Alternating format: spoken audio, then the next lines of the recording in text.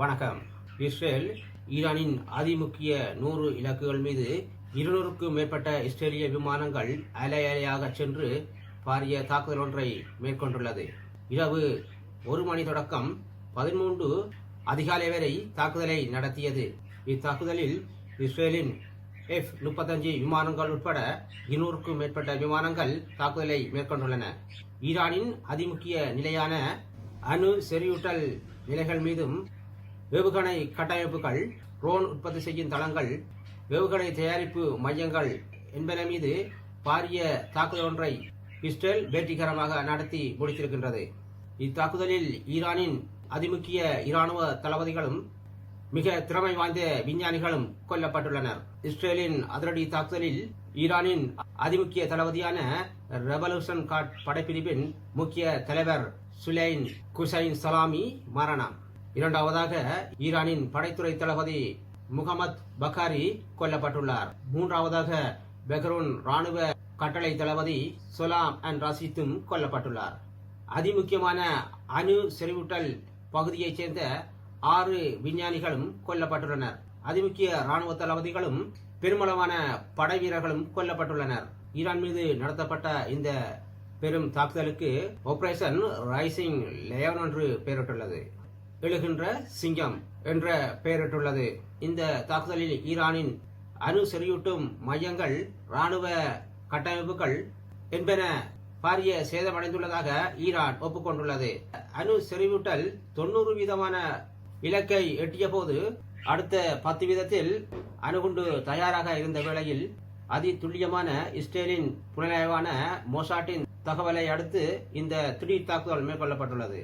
இந்த அணு உலைகள் பாரிய சேதமடைந்துள்ளன.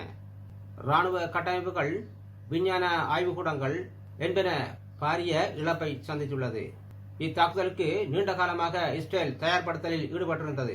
ஈரானுக்கு மிகவும் அண்மையாக உள்ள இடங்களை தயார் நிலைப்படுத்தி அருகிலிருந்தே இத்தாக்குதல் மேற்கொள்ளப்பட்டுள்ளது. இஸ்ரேலிலிருந்து இந்த விமானங்கள் புறப்பட்டு ஈரானுக்குள் செல்வதற்குள் ஈரான் தாக்குதலை மேற்கொண்டு இந்த விமானங்களை சுட்டு வீழ்த்தியிருக்கும். ஆகவே ஈரானுக்கு அருகாமையில் உள்ள ஈரான் எதிர்ப்பு குழுக்களை மையமாக கொண்டு ஈரானுக்கு அண்டிய இடங்களில் இந்த ஏவுகணை மையங்களையும் தாக்குதலுக்கான ஒத்திகை நடவடிக்கைகளையும் மேற்கொண்டிருந்தது. மிக அருகாமையில் இருந்து இந்த தாக்குதல் மேற்கொள்ளப்பட்டதால் மிகவும் பாரிய சேதங்களை ஏற்படுத்தியுள்ளதாக ஈரான் ஒப்புக்கொண்டுள்ளது. இத்தாக்குதலுக்கு கருத்து தெரிவித்த பெஞ்சமின் நெத்தன்யாகு, இத்தாக்குதல் தேவைப்பட்டால் தொடர்ந்து நடத்தப்படும் என்றும், இதற்கான திட்டமிடல்கள் நீண்டதாகவே இருப்பதாகவும், இது முடிவான யுத்தமில்லை என்றும் பெஞ்சமின் நெத்தன்யாகு கூறியுள்ளார். இந்த தாக்குதலால் மத்திய கிழக்கு பதட்டமான நிலையில் உள்ளதாகவும், எரிபொருளுக்கான விலைகள் அதிகரித்துள்ளதாகவும் கூறப்படுகிறது. எரிபொருள்கள் 8 வீதத்தால் அதிகரித்துள்ளதாகவும், இந்தியா, அமெரிக்கா, ஐரோப்பா போன்ற விமான சேவைகளும் தற்காலிகமாக நிறுத்தி வைக்கப்பட்டுள்ளதாகவும் கூறப்படுகிறது. இஸ்ரேலின் தாக்குதலுக்கு ஈரான் மிக பாரிய அளவிலான பதிலடிகள் காத்திருப்பதாகவும், இதில் அமெரிக்கா உறுதுணையாக இருந்ததாகவும் ஈரான் குற்றம் சாட்டியுள்ளது.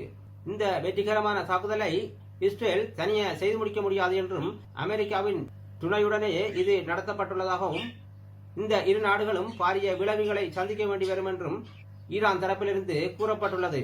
தற்போது கிடைத்த செய்தியொன்று, இஸ்ரேல் 2வது தடவையாக ஈரானின் விமானப்படை தளங்கள் மீது தாக்குதலை நடத்தியுள்ளது. இந்த விமானப்படை தளத்தில் தரித்து நின்ற விமானங்களுக்கு பாரிய சேதம் ஏற்பட்டுள்ளதாகவும், இங்கு தரித்து நின்ற விமானங்கள் எரிந்து கொண்டிருப்பதாகவும் தகவல் தெரிவிக்கின்றன. இத்தாக்குதல் தொடர்ச்சியாக இடம்பெறுவதற்கான வாய்ப்புகள் அதிகரித்துள்ளன. ஈரான் இதுக்கான பதிலடிகள் மிக விரைவாக வந்து கொண்டிருப்பதாகவும், மத்திய கிழக்கு ஒரு போர்க்கோளம் பூண்டுள்ளதாகவும் கூறப்படுகிறது. ஈரான் மீதான தாக்குதலை இஸ்ரேல் நீண்ட காலமாக ஆயத்த வேலைகளை செய்துள்ளது. இதன் ஒருபடியாகவே ஹமாஸை அழிக்கும் நோக்குடன் காசாவுக்குள் தரையிறங்கிய IDF படைப்பிரிவு ஹமாஸின் முக்கிய தளபதிகளை அழித்து அந்த இடங்களை கைப்பற்றி வருகின்றது. அதேபோன்று ஹிஸ்புல்லா முக்கிய தளபதிகளையும் ஹிஸ்புல்லா தலைவர்களையும் அழித்து ஈரானுடனான தாக்குதலுக்காகவே இந்த இரு அமைப்புகள் மீதும் AI தொழில்நுட்பம் மூலம் இந்த தாக்குதல்களை வெற்றிகரமாக நடத்தி முடித்திருக்கின்றது.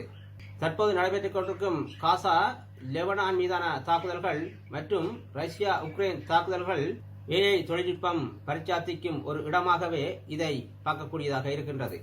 இனிவரும் காலங்களில் மனிதர்கள் சண்டையிடாமல் இயந்திரங்கள் மூலம் சண்டையிடுவதற்கான ஒரு பரிச்சாத்த முயற்சிகளே இந்த AI தொழில்நுட்பமாகும். நன்றி, வணக்கம்.